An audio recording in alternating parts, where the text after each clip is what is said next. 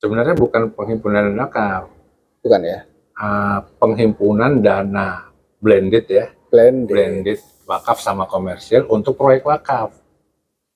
Karena kalau tadi yang apa Panasea tadi ya sama yayasan, selain bahwa si nazirnya atau yayasan tadi itu adalah menerima lembaran wakafnya, sahamnya, apakah klinik tadi itu wakaf? Yang wakaf apanya selain dari itunya? Selain dari sahamnya tadi? Nah gini, yang penerbitnya atau investinya itu kan si PT Klinik itu kan, namanya PT Klinik Panasea. Panasea. Gitu. Berarti kan saham dia yang tadinya 100% dimiliki satu yayasan, sekarang katakanlah diambil dari 30%. Ya. Ini kan. Yayasan masih punya 70. Ya enggak? 30 dikasih ke investor. Ya. Tapi di investor ini mungkin dari 30 ini ada 2% diwakafkan lagi. Iya, saham wakaf. Iya. Saham wakaf di mana ini dikasih lagi ke si yayasan. Jadi yayasannya ada 72 jadinya, 70 tadi saya tambah 2 yang dari wakil. Iya. Gitu kira-kira. Karena tadi bayangan saya tadi Klinik Panasea ini tanahnya tanah wakaf gitu. Enggak ya? Normal biasa ya? Bisa juga. Enggak yang fakta yang Panasea ini? Panasea ini kayaknya enggak ya? Karena dia beli klinik yang lagi sakit. Tapi sebetulnya ini menjadi lesson learned juga untuk yang lain ya, bahwa bisa investasi blended juga dengan wakaf juga gitu ya. Sebenarnya itu kalau udah gini ya, misalnya nih ya, kalau ada tanah wakaf, tanah wakaf kosong mau bingung apa, kan tinggal dicari aja nih yang branded, yang apa, bisnis yang udah terkenal, misalnya rumah makan sederhana gitu. Tinggal datang ke yang punya, mau nggak bikin rumah makan wakaf sederhana misalnya. Biasanya kan orang-orang yang udah sukses ini udah mikirinnya akhirat. Dia kan pasti mau nih gitu kan. Gitu. Nanti biayanya di mana? Biayanya boleh dari si dia sebagai investor juga atau masukin SCF. Masukin SCF. SCF ini maksimal 10M. Maksimal 10M. Nggak bisa gede-gede. Tapi itu cocok lah buat yang model-model rakyat banyak ini ya, wakaf-wakaf. Jadi ownernya tetap owner sederhana yang sekarang, tapi dia pakai suku gitu ya. Pakai suku untuk pendanaannya. Supaya ownership-nya nggak hilang. Terus lokasinya tanah wakaf. Jadi nanti bagi hasil juga sama yang punya tanah, nazir yang punya tanah wakaf.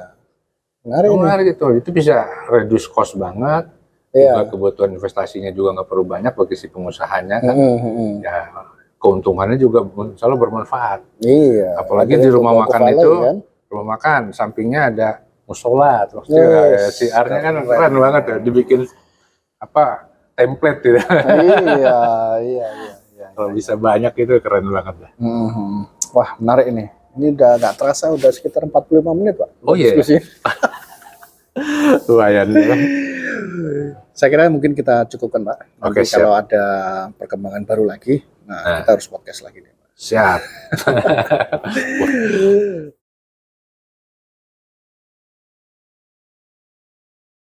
Baik, terakhir Pak, ini adalah pesan-pesan sekarang. Pesan untuk nazir dan pesan untuk calon wakif.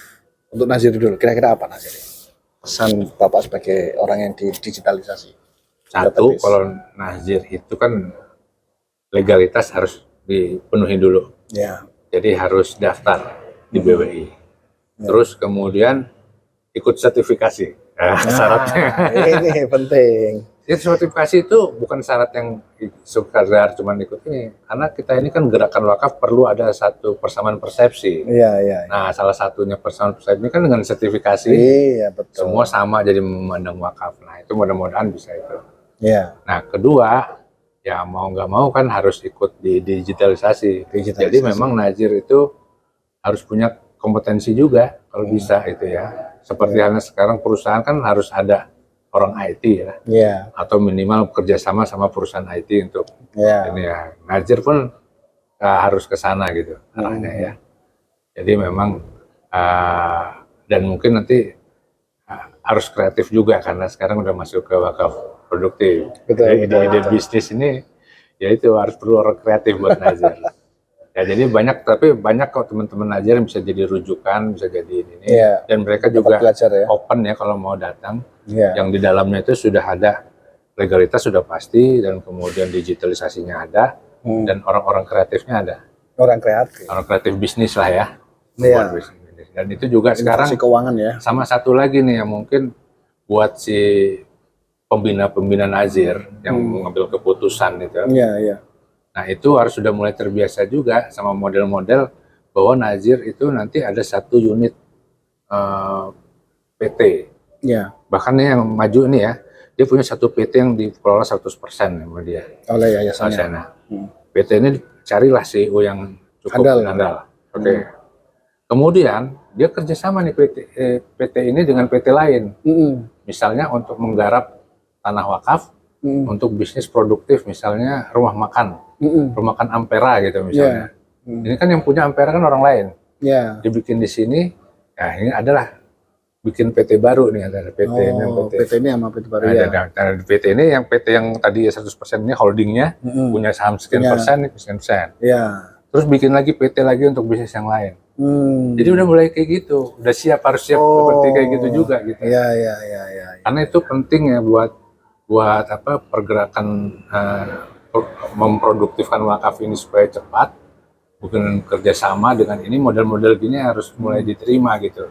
Kan kalau yang ada holding, terus kemudian nanti untuk sektor properti kerjasama dengan PT lain, itu sektor apa dengan PT lain dan sebagainya gitu. Karena ini gini, orang masih banyak pikiran loh, ini kan kita mau amal ya, mau ini kok ada bisnisnya dibisnisin gitu kan. Nah itu yang suka ada beberapa pandangan dari ini.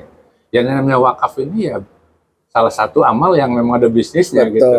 Betul. Ya kan yang penting niatnya, tujuannya adalah keuntungan ini nanti juga ke sosial juga gitu kan, bangun maslahatan umat. Itu yang untuk nazir ya, saya rasa sudah mulai nerima hal-hal yang kalau di dunia usaha itu sudah jadi hal yang biasa gitu ya. Nah, kita kalau mau ke sana juga ya, mau profesional mau itu mulai juga mengadop itu ya. Walaupun nggak harus seperti itu ya, tapi sudah membuka pikiran lah. Iya, betul. Itu yang tadi ke nazir. Sekarang ke calon wakif ataupun existing wakif. Ya. Perihal masalah digitalisasi. Masalah digitalisasi harapan BWI itu. Ya harapannya wakif ini dengan adanya digital ini dia akan semakin trust.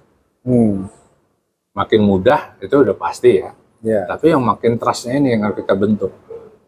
Nah itu yang harus ada. Jadi digitalisasi ini kalau bisa memaksa si nazir untuk buat laporan. Karena laporan ini biasanya yang menjadi trustnya dia itu dibentuk melalui laporan-laporan dari ini. Itu karena begitu mereka trust, jadi senang wakaf, apalagi dilaporin. Jadi laporan itu seakan-akan kayak gini mas. Kalau laporan bisnis kan, alhamdulillah dapat untung lagi, alhamdulillah dapat untung. Kalau ini, alhamdulillah pahala lagi. Kan menarik gitu. Kalau bisa dikasih gitu, dia kayak terus saya pengen tahu sih pahala saya berapa banyak sih. Ada riwayatnya tuh. Historinya ya. Wah, alhamdulillah bukannya ria ya, tapi minimal gambar analoginya gitulah. Tapi memang begini Pak, kadang-kadang kita memang tidak terlalu memperhatikan ya. Kadang-kadang kita diberi sertifikat misalnya. Kita sudah menyumbang berapa dikasih sertifikat itu. Kadang-kadang kita nggak terlalu memperhatikan sertifikat itu ya. Sehingga kita lupa kalau ditanyain orang dulu pernah nyumbang berapa. Mungkin kita lupa ya, karena memang niat kita adalah ikhlas.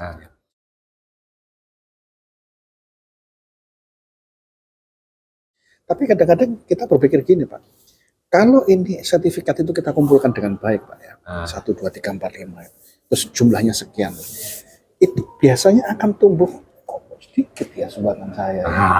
Harapannya gitu juga. Gitu, itu menjadi penting kan. Jadi tidak dalam rangka ria. Ini kan memang sertifikat itu kita kumpulkan secara pribadi ya. Lalu kita diam di kamar, kita buka, kok totalnya cuma sekian ya. Padahal kekayaan kita banyak jauh banget. Lebih banyak. Wah, kayaknya harus wakaf lagi. Nah, itu lebih menarik sebetulnya Pak ya. Jadi artinya bagi sisi nazir itu memang harus selalu memberikan apresiasi, transparansi, sertifikat bahwa ini, dan dari sisi wakifnya ya jangan dihilangkan. Harus disimpan gitu. Ini adalah dalam rangka untuk memotivasi diri bahwa dulu memang kita sudah pernah melakukan donasi wakaf sekian banyak. Tapi kalau kemudian kita bandingkan dengan apa yang Allah berikan pada kita sekarang yang jumlahnya jauh lebih besar, dengan melihat yang sudah kita donasikan sangat sedikit, itu akan malu deh ya. Iya. Apalagi kalau ada riwayat di bawahnya ada pertanyaan, apakah ini sudah cukup worth it? sebagai penyelamat kita di akhirat nanti gitu ya. Sertifikatnya ditulis begitu ya. Wah, ternyata masih masukkan ini pendapatan Anda total. Masih 0,9%. Ya menarik lah itu nanti cara-cara kreatif itu akan bermunculan ya. Termasuk tadi itu ya. Seperti dari digitalisasi ini bukan hanya membuat pemudah, tapi membuat experience yang membuat si wakifnya ini jadi terdorong untuk menambah. Betul. Nah, itu dia itu. Betul. Itu biasanya anak muda ini kreatif tuh bikin gitu. Iya. Kan kita udah tahu ya di Dompet Duafa itu kan salah satu cara mengapresiasi wakif itu adalah namanya diletakkan di gedung atau ruangan tempat dia memilih. Jadi ruangan yang di Parung tuh Pak. Zona Madinah ya. Di rumah sakit rumah sehat. Iya, Islam Terpadu itu. Itu salah satu ruangan kliniknya itu donasi penuh dari satu wakif gitu ya. Maka namanya itu akan menjadi nama ruangan itu. Jadi dia akan terus. Coba bayangkan ketika orang itu langsung datang di ruangan tersebut, di situ ada namanya. Terus dia melihat di dalam ada pasien sedang ditreatment oleh dokter gitu kan. Ini memang perasaan dia. Dia bersyukur. Mungkin dia akan menambah nanti. Nah, kalau dalam rangka digitalisasi setidaknya gini.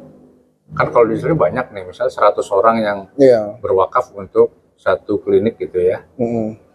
Itu kalau bisa klinik itu cerita terus perkembangannya, alhamdulillah hari ini bisa bantu orang ini sembuh. Nah, terus cerita lagi ini pokoknya semua ini kan lama-lama alhamdulillah. Itu jadi kalau gitu tambah lagi deh. Iya, betul. Pokoknya intinya apapun experience yang bisa membuat si wakif ini itu makin bertambah. Betul. Karena satu hal juga ya bahwa wakaf ini kan bian di sedekah ya, bian zakat yang ini menyelamatkan kita nanti di hari akhir. Nanti, iya. Nah, kalau kita ini jangan sampai kita jadi orang miskin nanti di sana gitu ya. Nah, mudah-mudahan ini gitulah. Nah, kaitannya dengan wakif mungkin ini Pak ya, seiring dengan kemajuan digitalisasi ini mungkin paradigma wakif ini yang mungkin harus segera, kan ada yang saya kok lebih mantap offline misalnya bayar offline dan sebagainya gitu. Tapi kadang-kadang itu menjadi terhambat karena mungkin kesibukan kita, mungkin kantornya jauh, mungkin apa dan sebagainya. Padahal sebetulnya dengan mencet saja itu langsung bisa transfer. Jadi paradigma bahwa saya harus nganterin undangan fisik nih, nggak perlu sebetulnya kalau dalam cukup melalui digital saja. Karena ya begitulah, sebagian masyarakat kita itu masih melihat bahwa langsung menyumbang langsung dan sebagainya itu ada ketenangan gitu. Tapi jangan sampai kemudian nggak jadi. Nah itu maksud saya itu wakif ini harus juga mulai harus dua-duanya gitu. Saya kondisi sekarang ya memang harus dua-duanya lah. Kadang-kadang memang yang langsung itu perlu juga ya. Kadang-kadang ada ketemu ini emosionalnya jadi terikat gitu. Tapi mungkin hari-harinya prakteknya bisa jadi ya itu. Jadi mungkin nanti Nazir juga harus mulai bikin apresiasi, misalnya wakif-wakif yang bagus diundang nanti bikin experience. Yuk kita sama-sama tamasya mengunjungi proyek wakaf kita. Betul. Nanti dikasih pakai bis yang limusin, jalan, nanti dijelasin ada ustadznya tuh, jalan sehari itu lihat sana, dia dapat experience yang luar biasa yang gitu real kan. Ya. Apalagi kalau kemudian di salah satu santrinya itu ada yang sukses untuk misalnya hafil Quran, terus kemudian itu lulus S1 dengan IPK yang cukup bagus dan kemudian dia diterima S2 mungkin di luar negeri dan sebagainya. Saya dulu sama sekali tidak bayar karena donasi dari Bapak Ibu. Misalnya testimoni begitu kan luar biasa itu Pak. Iya, hal-hal yang kira-kira menjadi prestasi dari si wakafnya ini, hal-hal yang bagus ini memang itu harusnya dikomunikasikan. Betul, dikomunikasikan. Untuk meningkatkan rasa ininya ya, semakin senang, semakin memiliki. Dan itu ada dampak, impact gitu sebetulnya. Betul. Impact ya. Jadi kadang kita itu termotivasi karena apa yang sudah kita lakukan dulu itu real, terbukti dan berhasil. Iya. Itu yang memotivasi kita. Betul, setuju. Menarik lah ya. Pokoknya kalau udah hampir 1 jam ini kita diskusi. Oke. Baik para pemirsa, itulah diskusi saya dengan Pak Arif Roman ya terkait dengan digitalisasi, terkait dengan database, terkait dengan tadi juga ada blended finance yang inovasi yang cukup menarik gitu ya. Mudah-mudahan podcast ini bermanfaat bagi kita semua. Mari kita tutup dengan hamdalah. Bentar. Oh, silakan. Nah, saya rasa ini nanti pendengarnya akan bertanya-tanya, Iya, ini kok bajunya sama? Jadi ini sekalian promosi LSP. Promosi, betul. Kita sama-sama baju asesor nih, Iya. Asesor untuk sertifikasi kompetensi Nazir ya Nazir dari Wakaf. LSP Badan Wakaf Indonesia. Ya.